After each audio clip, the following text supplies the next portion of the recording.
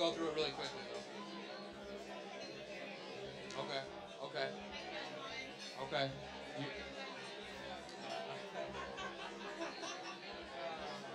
you ready to go though? Otherwise? Yeah? Wonderful. It's gonna be phenomenal. We got a full house, full room. It's gonna be good. Alright, I'm gonna get up there.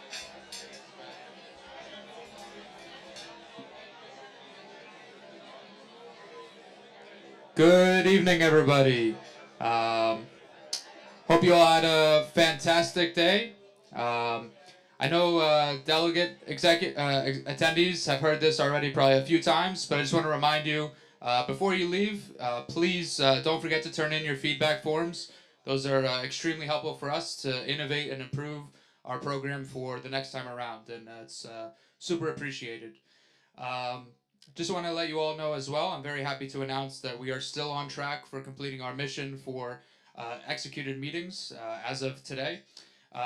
If we execute efficiently tomorrow, we'll, at the end of things, be able to make that donation to a charity of the raffle winner's choice. So, very happy to announce that as well. Just a few more announcements I need to make.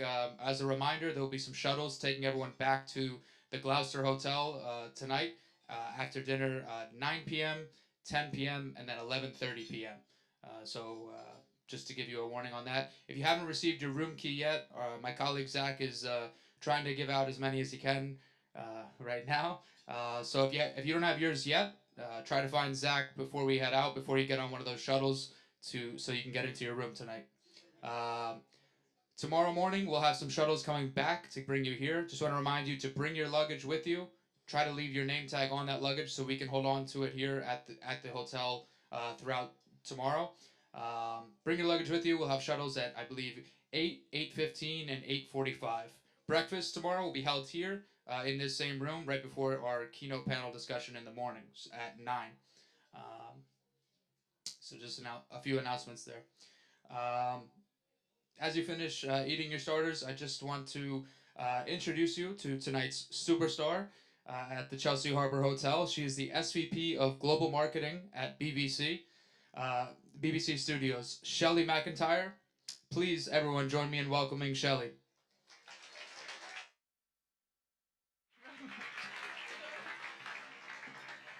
Good evening, everyone. Nothing like the pressure of being a superstar speaker. I hope you've had a lovely evening, and I'm also looking forward to seeing who's on the 11:30 p.m. bus. Yes, I'm Shelley. I'm from BBC Studios. I'll give you a bit more of an introduction on who I am in a minute. But I thought we would start with a question, and it will involve you standing up, if you would humour me. So everybody's on your feet, please. So, first of all, hands up who recognises this character, just so I know my audience. Okay, great. So we're going to talk more about Bluey in a bit. But before we get there, 1%. Um, who has a growth target at 1% or below? And you can sit down if you do. No? Okay, didn't think so, but I just wanted to check. Right, this is the predicted growth of the UK economy in 2025. Just so you know. Stay standing up if, sorry, actually, no, sit down if your target is 2.9% or lower. Okay, we all want to work where you work. Okay, you can all sit down, no one needs to sing a song. Um, So 2.9% is the OECD's predicted growth rate globally for 25-26. So the point I'm making with these numbers, and I'm sure you're very aware of this in your day-to-day work, but the point I'm making is if we are going to grow our companies faster than 2.9%, we're going to have to think about how we drive transformation. Transformation in the boardroom, transformation amongst our teams, and transformation in our roles as marketers and business leaders. So my intention for the next half hour or so, and yes, I've been briefed to speak for half an hour, so I don't know if the main courses are going to come out, but just keep on drinking and just make me feel at home. The point of my talk is really to give you some thought starters. You guys are seasoned leaders. I don't need to tell you how to do your jobs, but I want to give you a bit of an insight into how I think about it and also a bit of an insight into BBC Studios and the business that we run. So that's the plan for the next half hour. So I like to think about transformation, leadership, and impact as solving puzzles. People talk about problems, but really these are puzzles, and puzzles are much more fun. So we're going to talk a bit more about that as well. I believe transformation occurs when we combine fantastic skill sets with fantastic mindsets. So that's also going to be the theme of what I'm going to take you through and how I like to think about those. But first, I promised you that I'd introduce myself and just give you a bit of insight behind who I am and the person I am too. So first of all, I'm so thankful to be part of this fantastic global marketing community for what has been more than 20 years. But the reason I feel so privileged is it's a community of people who are generous in spirit, generous in sharing their learnings, supportive of one another. But also I've really seen a transformation in the industry where people are really out to benefit and build more positive communities and societies with the marketing. And that is a really big shift from when I entered into the profession a couple of decades ago.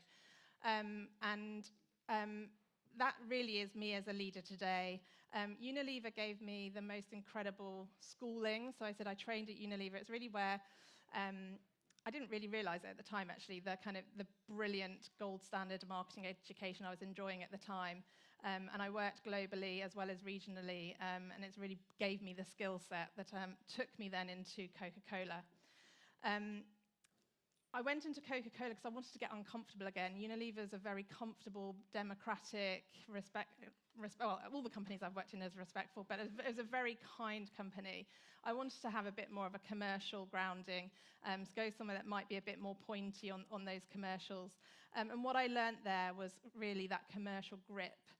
From franchise leadership to executing at speed over perfection. Unilever is really the house of perfection, and at least at the time, I haven't been there for quite some time, but it was really fantastic. And then the element that Coca-Cola shared with Unilever was being brand first, audience first, and really using their platform to shape culture. And whilst I was at Coca-Cola, we aired our first ad featuring a gay family, which was far too late, but it was a really important moment, and many have followed suit later.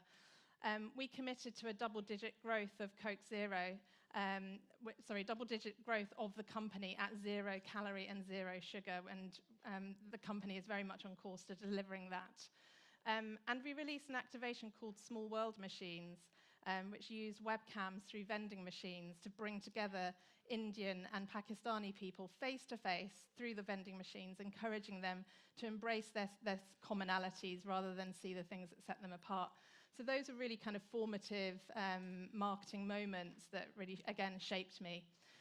I've written on here, I then had a personal inflection moment, and I haven't really shared this before, so this is a bit of a trial. I was told that in a keynote you need to give a bit of yourself and show the person you are. And this was really an important moment, again, has shaped me as a leader. So I was diagnosed with a life-threatening bladder tumor, but I was also 21 weeks pregnant. And I was told it was cancer. And this was after several years of unexplained infertility, where at the time we were living on cloud 9 to finally be expecting. So to receive that news was obviously a bombshell. I was then told I needed a life-saving operation in the second trimester, which risked miscarriage and completely shook our foundation. And I didn't know if the cancer had gone further around my body, and they wouldn't be able to tell me until after I delivered if my baby survived. Really, in one conversation, everything changed. And people talk about life before diagnosis and after diagnosis. And I'm sure many of you have your own stories to tell too. I know I'm not unique in having a personal inflection moment. But the reason I'm sharing it is not to bring the mood down in the room or to seek your sympathy, but it's really how it's entirely shaped my view on transformation in business. And it's that shock moment was a gift in many ways. It was a gift of resilience. It was a gift of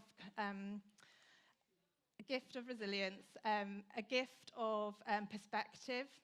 And it's given me more compassion. And it's not to say I wasn't compassionate before, but I feel much more able to live alongside the people in my team, no matter what's happening in their world, because I really had a moment in my life that I wasn't expecting. I think, to be very honest with you, it's made me a better leader, a better mum, and a better marketer for it. And the story has a happy ending.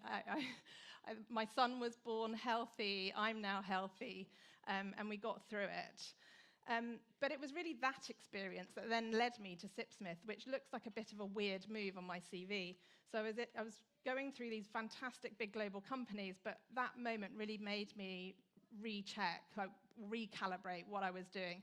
And I saw this fantastic startup, very small. It was 10 people, million turnover, but they had something special in their brand.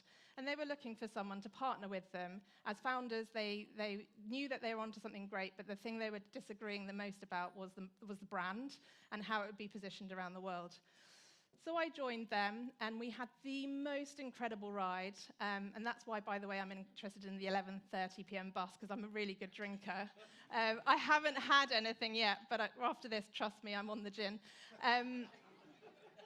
But we built that brand from 1 million turnover, 10 people, and we sold it into a Japanese company called Suntory. It's the fourth largest spirits company in the world. And then I worked for Suntory for a few years to ensure that brand was well integrated, and I ran the rest of their gin portfolio. So it really, again, that has a happy ending, but I went to do that because I wanted to have a passion project, and that passion project spoke to me at the time. And that introduced me into the world of entrepreneurialism, which at the time, this was 2015, people weren't really leaving big, comfortable corporates to go into the world of startups that could, go bust any moment. And I literally, when I started, I said, "What's the budget?" And the answer was £5. I said, "What? £5?" I said, "Well, yes, you can have my credit card to spend £5, but any more than that, we need to have a conversation." So, anyway, that was the beginning. It's now the largest craft gin brand globally, so we're very proud of what we achieved there. I then continued my founder startup journey at All Plants, a direct-to-consumer plant-based food brand, which was another passion project because I was really committed to plant-based eating being the way forward, to make it easy and joyful, but at the same time reduce carbon emissions. And I won't go on about it, but the major contributor to carbon emissions globally is food waste, and shifting our diets to be more plant-based, and it's better for us too. So that was the mission there, and that's where I'd say I wised up. I joined in February 2022, soon after the pandemic, and just at the point the economy went into recession and the cost of living crisis hit, and the war in Ukraine and Russia began. And it was the perfect storm. People started unsubscribing to subscription services to reduce their household expenditure. I inherited an enormously high cost-based business with high burn, and the runway was 6 months. So I went from being building and scaling a wonderful brand in Sipsmith to absolute financial crisis in a direct-to-consumer startup. I'm super proud of what we achieved. We increased our gross margin by 1,000 basis points in 2 years. We completely restructured the cost base and lengthened the runway by another 2 years. And I also kind of had first-hand experience of performance marketing, which was a skill set I didn't have from my prior, more, let's call it, slightly more traditional experience. And it was at this point that the BBC contacted me with a bit of a dream brief. So this is which brought me to passion project number 3. And to be very frank with you, I said, why me? Why on earth would the BBC want a CPG, essentially a CPG lifer? What have I got to contribute to the media industry? And it wasn't until about 2 weeks after having started that I started to figure it out. So I'll go on to kind of what transformation looks like for me, my team, and BBC Studios. But before we go there, I'm going to roll a video to give you an introduction to what BBC Studios does.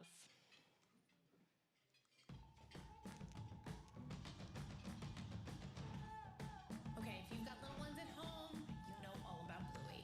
Oh yeah, now fans can check out the animated puppy's house at a brand new limited time immersive experience. Excited. We're going to climb mountains, cross deserts, and immerse ourselves in icy waters to celebrate the diversity of our natural world. This is the hottest ticket in town. It's more magical on stage than it is on telly.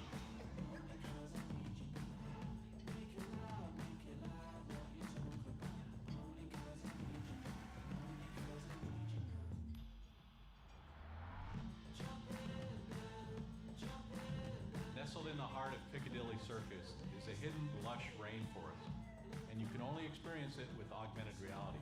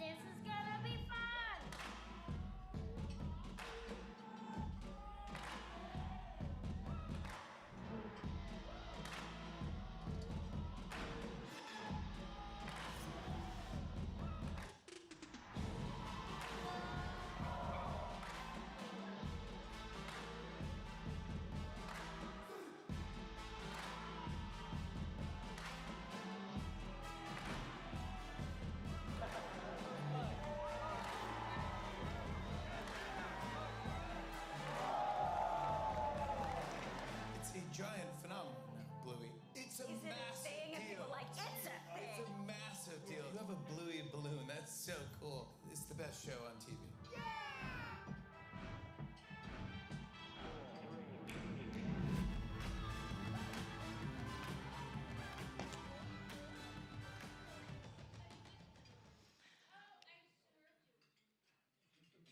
Okay, so that's a bit about what BBC Studios does. So it's a fascinating business. It's separate from BBC Public Service. It's a commercial venture, a global commercial venture. We make the shows, we sell the shows, and then we activate fandoms through some of the experiences, consumer products, etc., that you've just seen. Hopefully that gives you a good flavour. For me, marketing is value creation. That is what we're landing in the boardroom, that marketing drives value. And that's what I'm going to be speaking about here. And to prove the marketing value that we're creating, it's about making sure we're also really clear on what our leading and lagging KPIs are so that we can predict, measure, and conclude the effectiveness of our work. And I'm going to go on to the value creation because, again, the way I like to think of it is that the cultural value we create and the commercial value we create are mutually reinforcing, and you cannot separate them. So I'll explain a bit more on that in a second. So first of all, when I'm working in the boardroom, I talk about this as the value creation model, and the marketer, the rounded marketer works across all of these levers, starting with audience centricity, really understanding what the commission is, what's the enterprise ambition, and who are we serving internally and externally, the multi-stakeholder network. Really being clear on the brand foundations of whatever it is that we're building and what that long-range growth plan is. Then getting product-centric. How are we innovating and how does that reinforce brand foundations? What's our sustainability strategy? How do we ensure quality for the customer at all times? What's our capacity to be able to reach for that output on innovation, CapEx and planning? And obviously this is where the relationship with the CFO comes in. All the way through to commercial strategy down in the market, at the market level, And then finally into premiumization, so that the P&L is getting more and more highly geared around the brands and the P&L that it's driving. So that's like a simple model and the way I tend to think about it when I'm looking at any business puzzle. And of course, culture and team it wraps around that. None of this works without the engagement and motivation and belief of the team.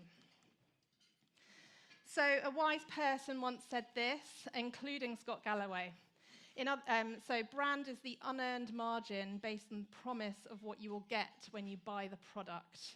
So in other words, through our marketing activities, a strong brand builds a perception of value that enables you to charge more than the cost of the product and the service itself. It's about how we expand that margin that we can then reinvest into the marketing or into the workforce or into innovation or whatever the requirement of the time is.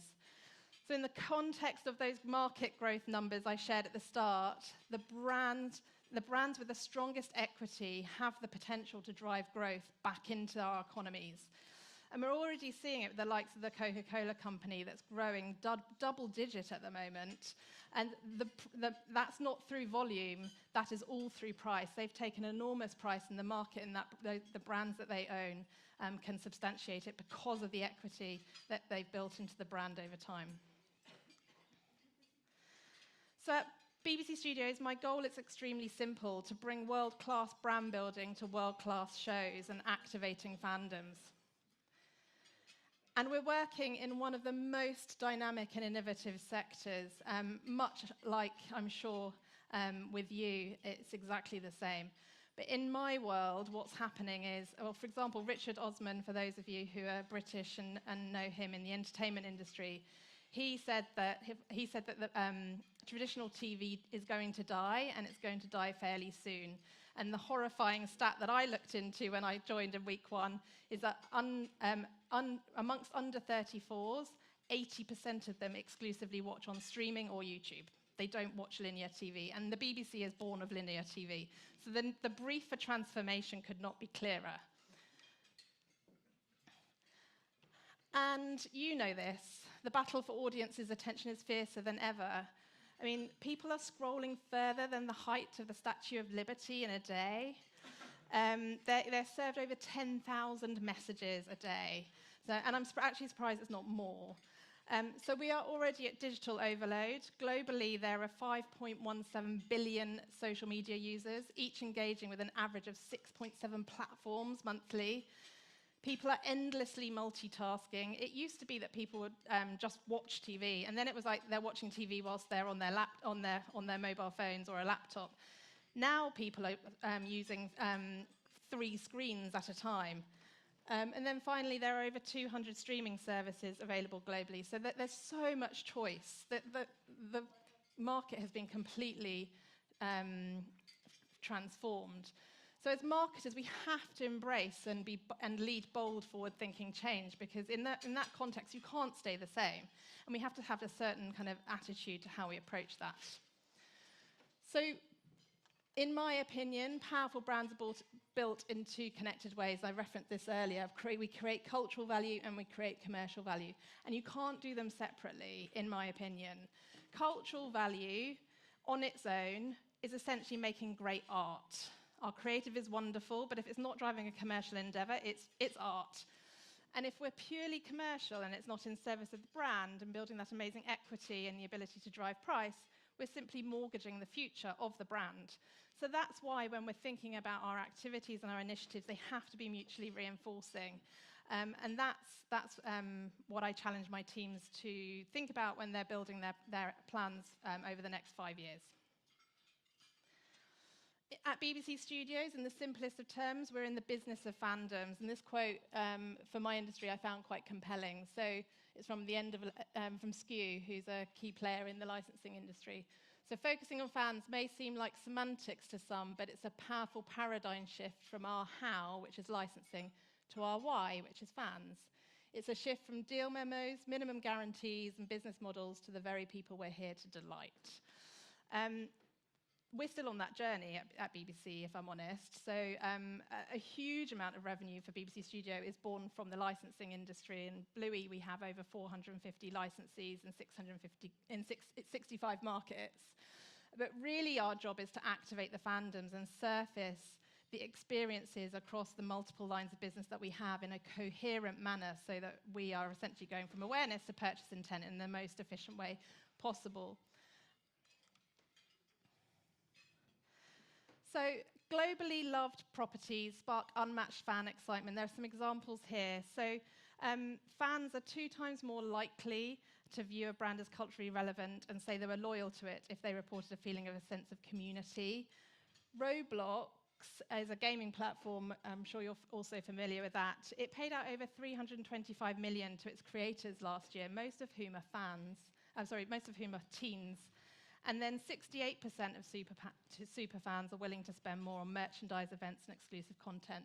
So it is all about the fans, and it's clearly the most important value creator for our business.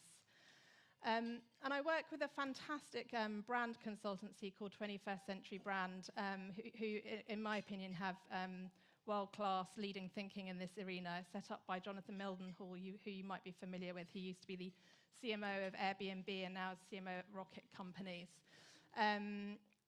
They profess that the world's most iconic brands create ecosystems based on these 4 pillars. They're purpose-led, community-driven, tech-enabled, and narrative-based. So again, when thinking about your audiences, and if you're in B2C, or even B2B, thinking about your community and how your purpose connects into them, how your tech enables that community to engage, and then what's the story that you're telling, and how do you do that in the most entertaining or compelling way. I've got the example of Ninjago here. So Lego turned Ninjago from a passion-focused franchise into a globally loved brand ecosystem with Lego's purpose, which is to inspire and develop the builders of tomorrow. What they spotted was that Ninjago was seeing an increased interest in the passion of ninjas amongst children. And so they combined the franchise of Lego and Ninjago to create a whole ecosystem of experiences. They partnered with Merlin Entertainment to create a franchise-led attraction at Legoland theme parks, and they enabled fans to immerse themselves in interactive adventures. And their narrative base was bringing the Ninjago universe to life with entertainment, introducing storylines and characters that expanded that Ninjago universe. And they saw great results. So Lego's group sales, not just Ninjago, but the group sales went up 11% in Ninjago's first year. In the 11 years since Ninjago was launched, the Lego Group has grown revenue by over 250%. And then 123 million was the worldwide box office gross of the Lego Ninjago movie in 2017. So taking that concept to those 4 areas, it really had, demonstrative in hard numbers. And then we've got Formula One, who have also transformed from quite a traditional property to now a real experience. It's phenomenal how they've activated their fan base with tech, where people can listen to the analysis as the race is unfolding. They can look at all the stats. They can discuss in community forums. So they've really created an in-person digital fan experience tied to the races and using tech to do that. And then narrative-based, who's watched Drive to Survive? Not as many as I thought. Well, interestingly, it's transformed their audience base. 50% of the viewers of Drive to Survive are female, so they're bringing in a whole new audience group as well, and it's just been another way for people to experience and enjoy F1 in a non-traditional way. So here are the results in a similar fashion. So ESPN renewed a 3-year contract deal that was $5 million per year, and then it was reportedly $85 million per year. Great ROI on that. 45% increase in year-on-year revenue totals at a total level for Formula One, and then 77% of new fans. 77% of new fans were aged between 16 and 35. So not only did they manage to shift their gender makeup, but they've also shifted their age demographics. So a pretty compelling example. So that gives you some insight into the types of skill set I think is required, but the transformation can only really occur when these two things are together. And I've talked about skill set, but I haven't talked about mindset. So another person who I love working with is a guy called Scott Morrison, and he professes the boom mindset. It's essentially growth mindset, but there's more to it. So this simple graph demonstrates the course we could be on in a business as usual mindset. And that's, pretty nice growth, probably more than 2.9%. But what he professes is the boom mindset really gets us to exponential growth. And ultimately, on this linear line, he calls it the bust mindset. And this is where brands like Topshop have gone wrong. Topshop's disappeared from our high streets in the UK, which is really very surprising. But not surprising when you look at kind of how Philip Green was running the company, its sustainability values, how it's treating its workers. Young people essentially voted with their feet, and they followed a bust mindset. It was business as usual. This is how we do it at Topshop. This is how we do retail. But they weren't listening to their audiences and what they needed. Another one that was on that linear line, Blockbuster Video. Sorry, they're a bit UK, these examples, but Blockbuster Video failed to see the streamers coming, failed to see the disruption through the DVD delivery through the front door, and continued to keep their physical retail stores. And again, it didn't work out well for them. So these labels, by the way, they're not a judgment call. We all slip into business as usual mindset. Our challenge as leaders is to get people into the boom mindset. And how do we think differently? And how do we ensure there's sufficient delivery of today, but we're thinking boom enough that we're transforming our business at a pace with or ahead, hopefully ahead of, where our consumers are going, where the market and our consumers is going. So Einstein said, and you can't argue with Einstein, you cannot solve a puzzle with the same mindset that created it. So as marketers, we have to look at the challenges in front of us, the puzzles, like what do we need to fix, where are the opportunity areas, and that's one mode to coin a clear puzzle to solve. Then you've got to get into a different mindset to really go, well then how do we solve that puzzle? And this is how I do it. So I talked to the team about the answers are here, they're in the business, we can solve this. This is not about looking for the nirvana solution outside. We just need to find the four corners of the puzzle and start to fit the pieces together. We have to do it by recruiting multiple players across the business. Marketers cannot do this on their own. It's a true dot joining exercise. I heard someone talk about the role of marketers as being chief dot joiners. But really, it's like bringing in the finance colleagues, bringing in the regions, bringing in insights, and getting that cross-functional team in the room, trying to solve the puzzle together. We also have to bring energy, and it can be exhausting to always be the most energetic person in the room, but we've got to bring the energy, and we've got to lead with curiosity. I could give a whole other talk about curiosity, but leading with curiosity and instilling curiosity into the team culture is absolutely vital, and we are more creative the more curious we are. Constantly asking questions and challenging heresy beliefs. I spend a lot of time here actually at the BBC because there's a lot of established beliefs, a lot of people who've been in the BBC for 20 odd years, and just asking the questions, but why is it like that? And why does it have to be like that? And could it be different? And it's amazing how many solutions we've already got to just by challenging some of the heresy beliefs of policy that people believe exists in the BBC but actually doesn't. And we can unlock problems that way. People who are in a boom mindset can become beacons for momentum, and we require business unusual from our teams. It is a requirement to always be asking the teams to think a bit differently. What would you do if you were the CEO of the company? What would you do with your brand? So that's a little bit about the mindset and how I lead. And I thought I'd close on just some examples of what's going on at Bluey. Oh, sorry, I've gone past that slide. So the world has literally turned Bluey. Bluey's only 6 years old, and it's a $3 billion brand, a major revenue driver for BBC Studios. Mainly consumer products, actually, and very significant in the US and Australia and UK, but US, because of the size of the market, is extremely important. So it's the #1 most streamed show in the US in 2024, which is phenomenal. Like the most streamed show, not of kids and family, of all shows ever. It's insane, and it's a beautiful idea that came from a writer called Joe Brum, based in Brisbane. Oh. And you know you've got something powerful in your hands when you start to influence popular culture. We've had American kids talking with Australian accents. It's been a regular feature on Saturday Night Live with Jimmy Fallon, who's a really big fan. And the absolutely gorgeous Ryan Gosling called Bluey a perfect show. So who are we going to argue? We've featured on Australian stamps, and we've even had dollar bucks. Oh, yeah, here are the dollar bucks. The currency within the show become legal tender in Australia.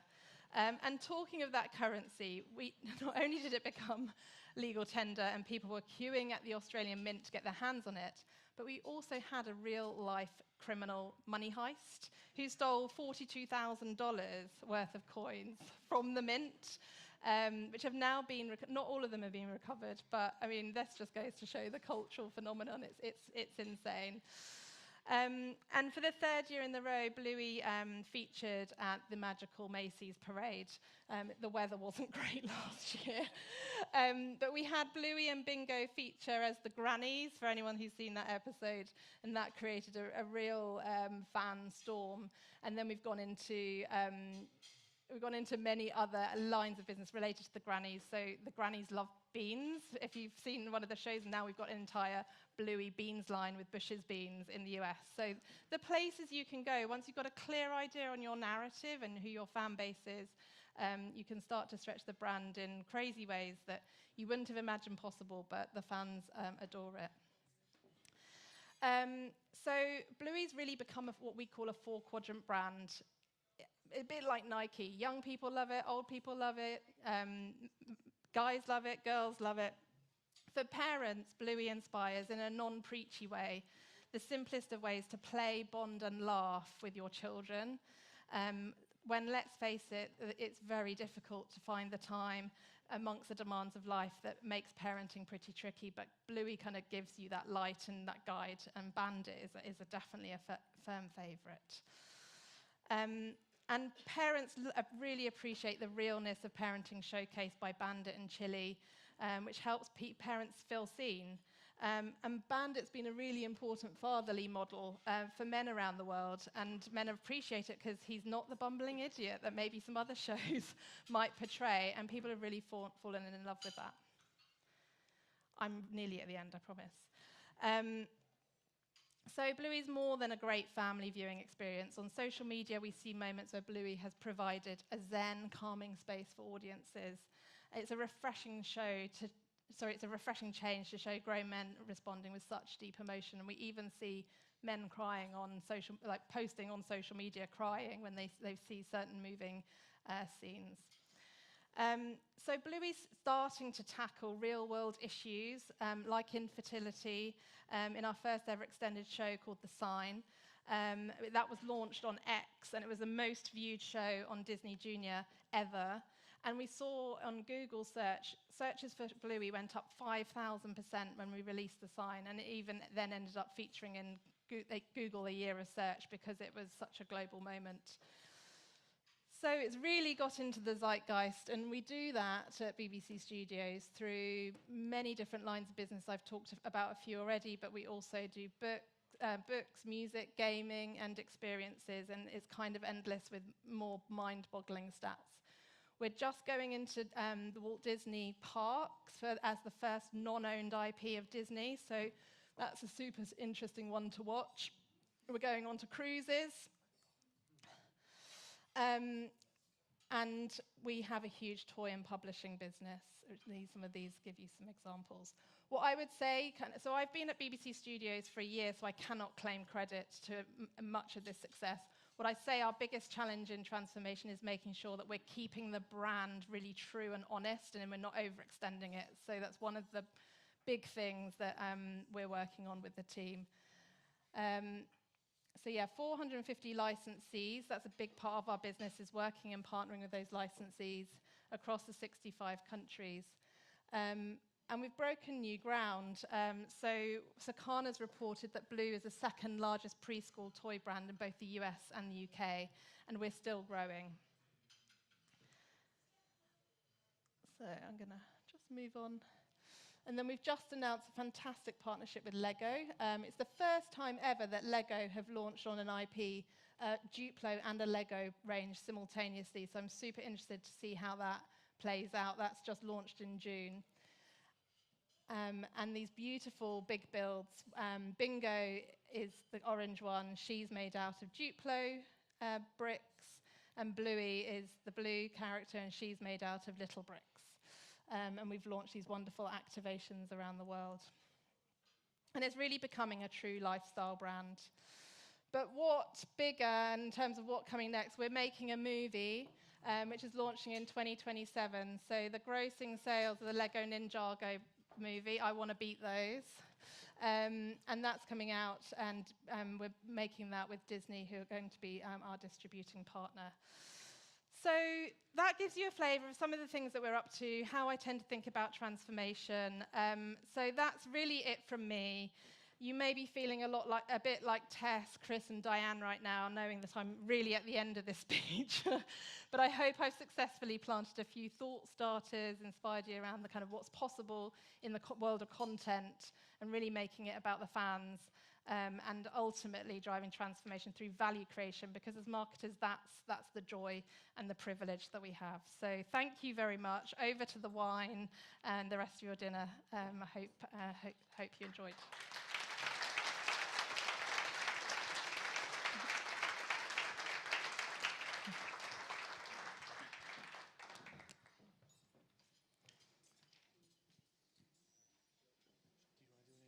Q&A? Oh, yes. Yeah? Q&A. Want some questions? Yeah, sure. Yeah, absolutely. I'm going to leave that there. I forgot about the Q&A. I think I was bored of my own voice. Oh, we're certainly not bored. Okay, good. We're excited for more. Derek Ryder, the CEO of Media One Group. Wonderful presentation. As a father of an 8-year-old and a 2-year-old, thank you for Bluey. It is, for anyone who hasn't seen it, it is fabulous. My question is around, and I think you did a fabulous job of kind of presenting some great examples of branded content and intellectual property. And one of the things that I'm curious about is, how do you think about intellectual property and brands that may not be the producers of content in the way that BBC is, but has something changed there? Has something evolved in terms of brands looking inside themselves to create content in a way that's closer to a movie studio? Yeah, great question. Gosh, where to start with that question? So I think as brand owners, we need to recognize that people want to own the brand for us. So being at ease with giving control over to the communities and allowing them to own the narrative. And then our job is to feed them content and stories and ideas that fuel their passions or fuel their interests or fuel their needs. So I would really start with thinking about what are the communities out there and what do they need, and then how do you serve them? And it's a complete reverse. It's not what do I want to achieve? It's like where are they coming from, and then how does your storytelling connect? And that can apply to anyone in any market and in any vertical. So I've come from vegan food, which is a very different scenario to entertainment, but it can be done. I believe no matter what your brand is or what industry vertical you're in, but it's understanding your communities, and it applies equally to B2B as B2C. I also believe passionately in that. Thank you for your question. Hello, thank you for the presentation. It's really amazing. We moved to London 4 years ago, and the Bluey was the main reason for my little daughter to speak English fluently. Oh, that's amazing. So thank you Thank you so much for that transformation. It was really amazing and inspiring. And then you called your value creation model as simple, which is not. especially in the BBC. And the starting point, which is enterprise ambition, is the most hardest part, I think so. Yes. So, could you share any funny story about the creation, about the creation, the ambitious and enterprise ambitious in the BBC? Because it must be really, really hard to do. And then the Congress again. Yes. Oh gosh. Thank you for your question. Welcome to the UK, and I'm glad Bluey resonated for you, and hope she continues to. So for the BBC, there's BBC Public Service and there's BBC Studios, but we do work as a group. Although we are separate legal entities, we do absolutely work as one enterprise. And our big goal is to ensure that the BBC is trusted and relevant forever. And that's being, frankly, challenged right now. I was just speaking earlier about the fact that for the younger generation, traditional established institutions are not trusted. They have deep cynicism about any kind of hierarchical figure, whether that be people or organizations. And their trust is what's published on X and what's published on YouTube, and that is the truth to them. So it's a serious and burning platform for the BBC to figure out how to continue to build that trust globally with those different generations with different needs. But it's more required of the BBC than ever because it is so trusted by many other groups and is often the most impartial and the most independent, non-government influenced news organisation at the heart, really. Then we have entertainment around that. But really our mission is to stay rooted in the inform, educate, entertain mission that was coined over 100 years ago, but do it in the context of today, where we believe the role of the BBC is more important than ever. We have in the UK specifically, we have a different operating system where we're license fee funded, and making sure we deliver value to every license fee payer is our focus. That really is the enterprise ambition, is make sure that we're trusted more than ever, but also make sure we're giving genuine value to every license fee payer out there when people are thinking about what they're paying for their streaming subscription and they're thinking about the BBC, that they really think about the news they consume every day, the podcasts they listen to maybe once a month, the shows they're watching on TV. So we sell a lot of our shows into Disney and Netflix, and people don't know they've come from the BBC. So even thinking smart about our brand architecture so that trust expands beyond the channel of the BBC. So I would say the enterprise ambition is be viable for the future through trust, informing, educating and entertaining in a context where viewership and content consumption is more challenged than ever. But yes, not simple. We also have this crazy thing in the UK where the BBC has to renew charter every 10 years. It's a royal charter, and it's we have to reapply for that charter to be reapproved. So that charter is happening in 2 years' time. So we're also doing a lot around kind of communicating and building the support into the UK society through education, supporting parents, the fabric of society where the BBC plays a key role in upholding British values and being a culture that people are proud of. So it's very ingrained in culture as well in a complicated way. So I hope that goes some way to answer your question, but those are some of the things we're thinking about. You need a mic. Oh, you got the mic. He's got the mic. It's not on.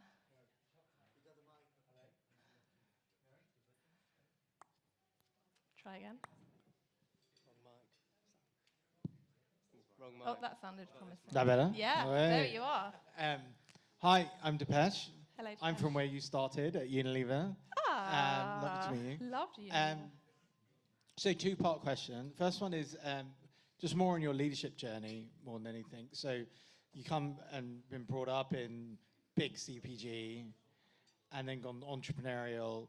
What lessons have you kind of taken from there that you found really useful in the media and studio world, and then what has been like really difficult and you're like, oh, I have to learn from scratch. I'd love to get a bit of insight around that 1 year in. Yeah. And I think the second one about Bluey, because I think absolutely everyone loves Bluey, and I thank you very much for the hours of free time I've had.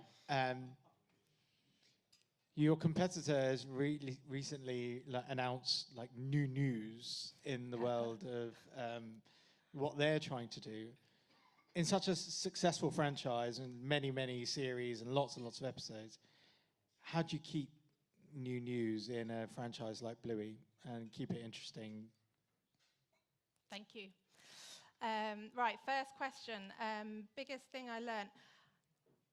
I don't want to make it sound overly simplistic, but I would say humility was a massive thing I learned in moving from big corporates to startups. So actually the fabric of the job was the same, but the humility of I have no resources, no one wants to talk to me anymore because I have no money to spend with them. There's no centre of excellence guiding us on how to do this. We're, by definition, trying to disrupt the category based on traditional codes that have made it a very successful category to now, but we need to do something different to be able to break through. So the humility it requires to really lead and have conviction and do so without ego and do it without resources made us even more creative. And there is the expression that creativity is born from constraint, and that is definitely the case of Sip Smith. So then going into the BBC, honestly, I knew nothing about the media industry other than to be like enjoy watching telly, and I'm not even the most avid TV watcher because I was so busy. So I guess humility again, because it's an industry vertical that I was completely brand new to. So the humility to learn from others, the humility to know I didn't know, but also the confidence and conviction that if you ask the right questions, you get to the right answers with the team. And probably more than anything, the power has been in the signposting of I'm asking out of naivety, I'm asking because I don't know the answer, I'm asking because I'm interested in your expertise, has opened up conversations with teams in a way that probably you wouldn't get so powerfully if you are a practitioner, and I would have stayed in CPG all of my life. So humility's been the big learning. And then, sorry, your second question I've forgotten, just remind me. How to keep new news, yes. So the example Depeche was referring to is Peppa Pig, where Mummy Pig was pregnant and had a baby called Evie. And they announced that news when I was in Las Vegas with the whole of the rest of the licensing industry for the Global Licensing Expo. It's a huge convention if you're in the licensing world. So the birth of Evie was on the day of the expo. So of course, all the licensing partners were delighted, and that they were the center of attention of the show. Peppa Pig is actually an interesting example because they're owned by Hasbro, which is a toy business. So by definition, they need to find that new news because they're really thinking about how do they sell the toys and grow the core of their business that way. Whereas Bluey is obviously run by BBC Studios, and we still have a writer on board who's bringing new content through, and that's where the movie is going to be a really big deal for us. So the new news, at the moment, we don't have a new series that's landing right now, so that's kind of, I guess, the new news that we're bringing now is through the innovation. So it's Lego, it's launching the movie, it's being in theme parks. Something I didn't mention, we've just launched in Australia, the home of Bluey, a big theme park called Bluey's World. So it's finding ways to reach fans in new ways to perpetuate their fandom. But there are over 150 episodes to watch on Disney Plus, so hopefully that keeps people sufficiently busy and back into the stories. We also produce a lot of original digital content. So on YouTube, we're a diamond creator on YouTube, which is an accolade you get when you're over 10 million subscribers. And that's a really important business for us too, because we're also in the business of ad sales. The brands who want to align themselves along with our brands will then feature on advertising next to our content.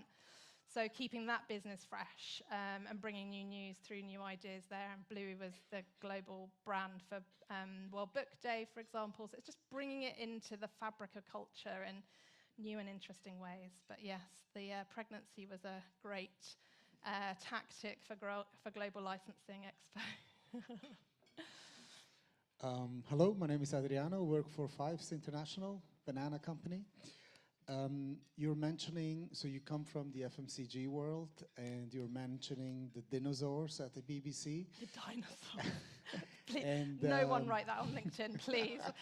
Heavily censor what I've written, or what I've spoken Totally, about. don't quote her, don't quote me. And you were mentioning the why, you know, and how do you go back to them when you have a business case, an opportunity area that you have identified, and make sure that they don't say, seen, done that, next? Seen that, done that next is an everyday conversation. I think the answer to that, frankly, is you co-author it as a cross-functional team. So none of the work, I don't do any of the work on my own, and my team don't do it on their own. So I tend to talk about everyone's a better editor, so the marketing team will show up with some thought starters and things that people can edit and build on. But we build this business together, and we all have different lenses of expertise. But the last thing that anybody wants, particularly at the BBC, is marketing to be the people who tell people what to do. That will never work. So there is a lot of, we run a lot of facilitated working groups to go to then, at the end of it, the product is something that everybody recognises because they've been part of creating it. That's the critical thing. Any more questions, or are we done?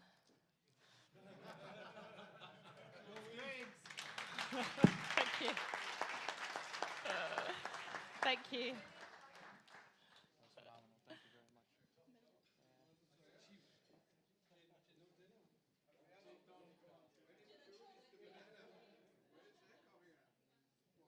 All right, thank you so much, Shelley. That was a phenomenal keynote. We really appreciate that. It was very, very good. As our dinner concludes, I did just want to let you all know that the night is still young. We will be having some drinks right outside here at the bar. If you'd like to join us, that'd be phenomenal. We'd be happy to see you there. If you do want to go right back to the Gloucester, there is a shuttle coming in just a few minutes. There'll also be a shuttle at 10 and another shuttle, final shuttle at 11:30 as well. Just a reminder again, tomorrow when you do check out at the Gloucester, please bring your bag with you. Shuttles will be 8:05, 8:15, and 8:45. Get here, have breakfast here, right in this room, just in time for the keynote panel tomorrow morning at 9 a.m. We're looking forward to that. That should be a good one. We'll have plenty of coffee here for you, don't worry. But other than that, guys, I just want to thank everybody for a phenomenal first day. Let's do it all again tomorrow. If you have time, come have a few drinks with us tonight and have some more fun. But other than that, guys, thank you. Appreciate it.